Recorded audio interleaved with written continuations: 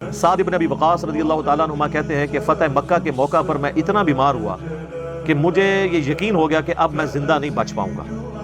حالانکہ وہ اس کے بعد بھی تقریباً آپ سمجھ لیں 45 سال تک زندہ رہے ہیں، اور 56 ہجری میں حضرت معاویہ کے دور میں سب سے آخری بدری صحابی جو فوت ہوئے وہ سعد بن ابی وقاص رضی اللہ تعالیٰ عنہما. تو اس زمانے میں علم غیب نہیں ہوتا تھا نا، بزرگوں کو تو پہلے ہی پتہ چل جاتا ہے کہ اب مرنے والے ہیں. ان کو بھی پتہ چل گیا تھا مرنے والوں، لیکن نہیں مرے.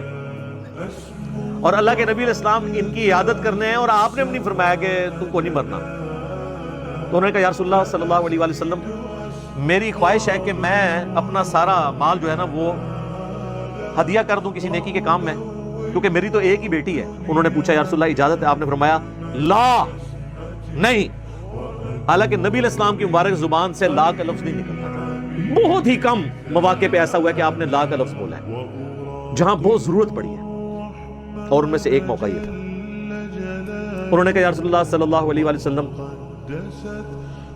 2/3 مال کر دوں؟ فرمایا لا، یہ زیادہ ہے. کہا آدھا مال؟ فرمایا لا. پھر کہا 1/3. تو آپ نے فرمایا یہ بھی زیادہ ہے، لیکن اس کی میں تمہیں اجازت دیتا ہوں. تو اس سے پتہ چلا کہ وصیت، ہبہ، یہ ساری چیزوں میں یہ بنیادی حدیث یہ ہے بخاری اور مسلم کی کہ 1/3 سے زیادہ نہیں کرنا. سارا کچھ ہی دے کے چلے جائیں گے تو پچھڑوں کو کیا ملنا ہے؟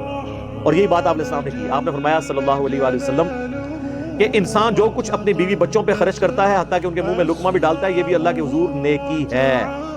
سعد بن ابی وقاص کو فرمایا. اور پھر فرمایا آپ صلی اللہ علیہ وآلہ وسلم نے کہ اپنی اولاد کے لیے کچھ چھوڑ کر مرو، یہ اس سے بہتر ہے کہ تمہارے مرنے کے بعد وہ لوگوں سے مانگتی پھرے. اور جو تم اپنی اولاد کے لیے بھی چھوڑ کے مرو گے نا تو وہ ثواب ہے.